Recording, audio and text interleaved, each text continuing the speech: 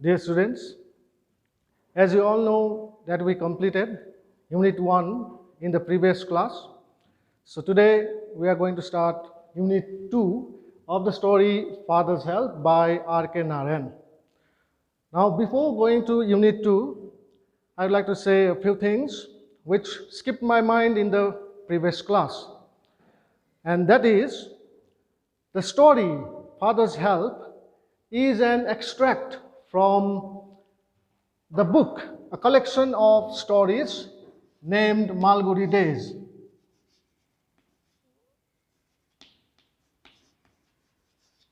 So now this is an extract from his collection of short stories called Malgudi Days. Now extract is a short passage, or let's say a piece, a fragment from the collection of his stories Malgudi Days. Right?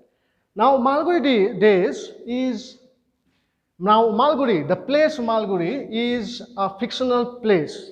Now fictional means unreal, a place which is not real, meaning there is no such place called Malgudi.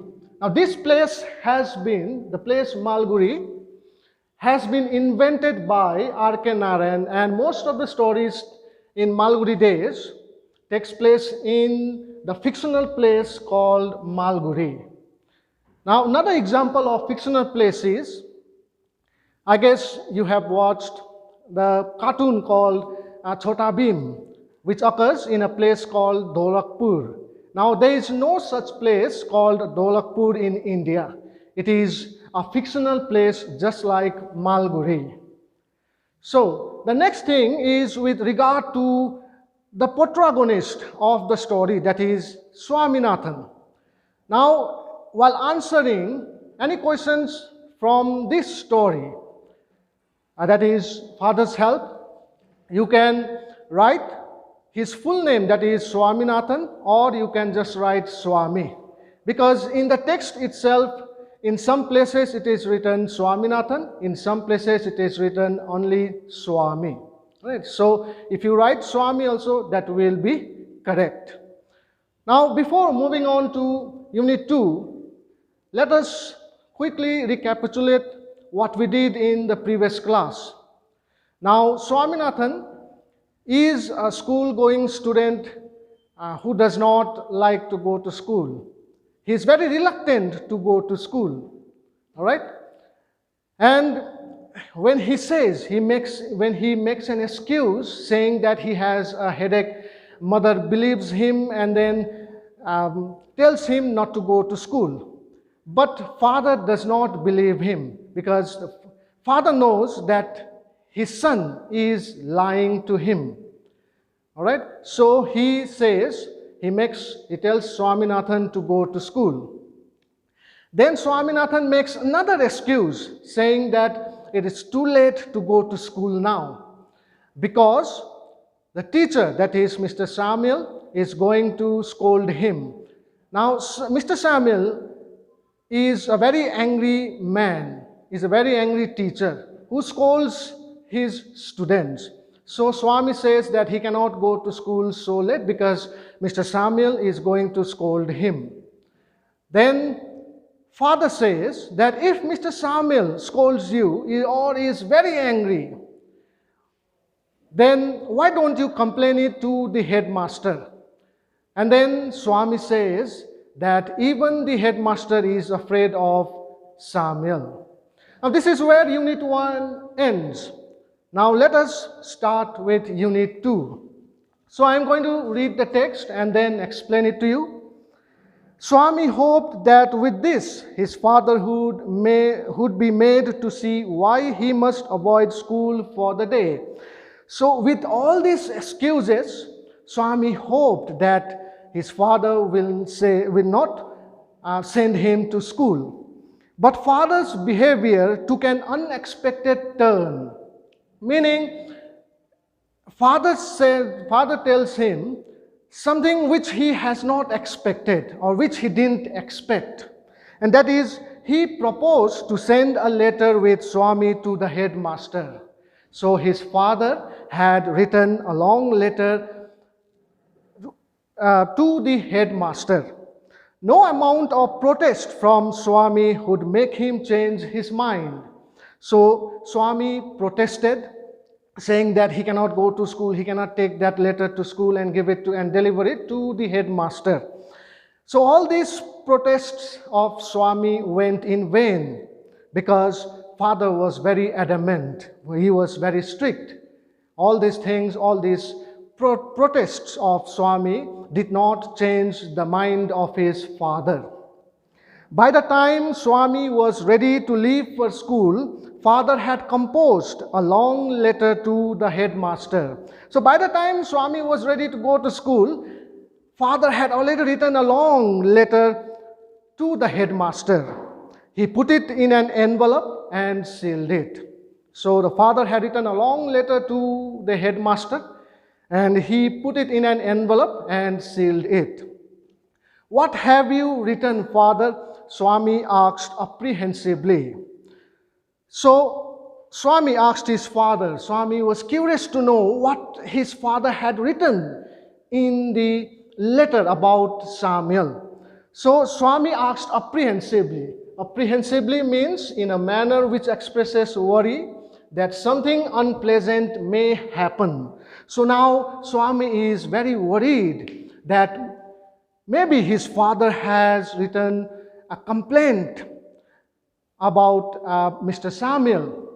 So now if the headmaster goes through that letter and knows about and comes to know about the complaint against Samuel, then he is going to scold Mr. Samuel. And now, and ultimately, Mr. Samuel is going to be very angry with Swaminathan. And then he is going to scold or give some form of punishment to Swami.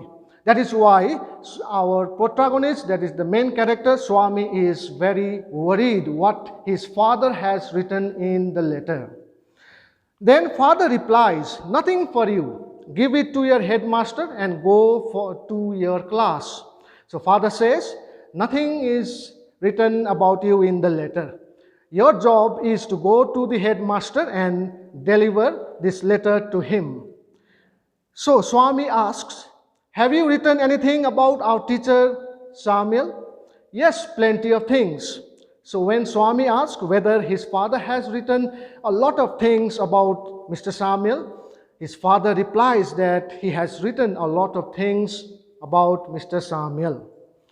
"What has he done, father?" So Swami asks, "What has Mr. Samuel done?"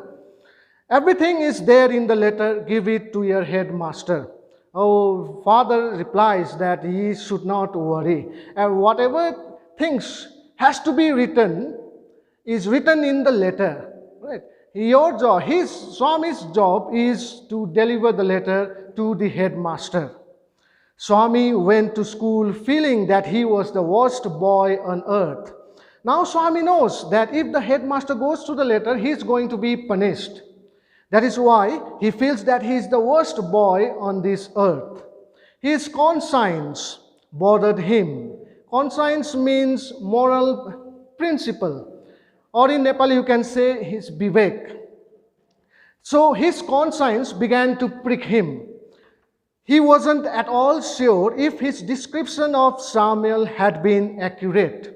So Swami is unsure whether the image that he has created about Samuel has been accurate, correct or not.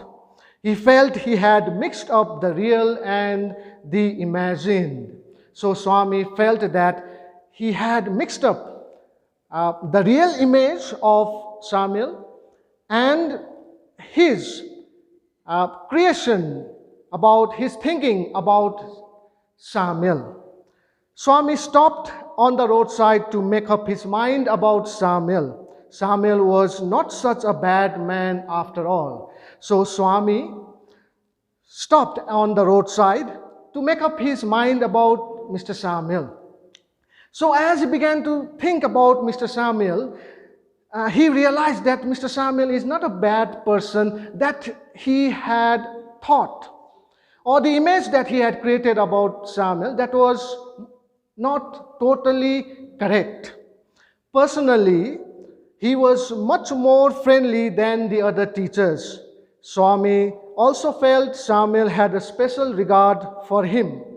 So personally, when he began to think about Mr. Samuel, he began to realize that personally, Mr. Samuel was very friendly with him than other teachers were. So Swami further realized that Samuel had a special regard for him. Swami's head was dizzy with confusion. Now, dizzy means imbalanced and undecided state of mind.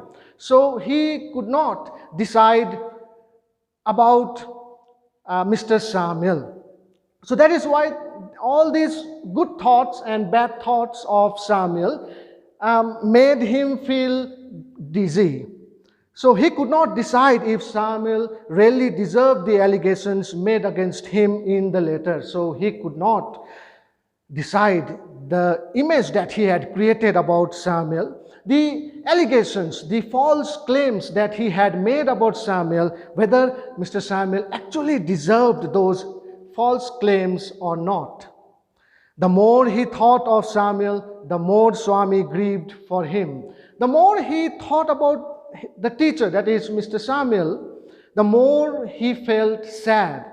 The image of, or let's say the picture of Mr. Samuel came vividly. Vividly means clearly in front of his eyes. So now here we see the image, the clear picture of the description, the physical appearance of Mr. Samuel is also given over here. To recall Samuel's dark face, his thin mustache, unshaven cheek, and yellow coat filled Swaminathan with sorrow. So, Mr. Samuel had a very dark face. He had a thin mustache, means the hair above the upper lip. And his cheeks were always unshaven.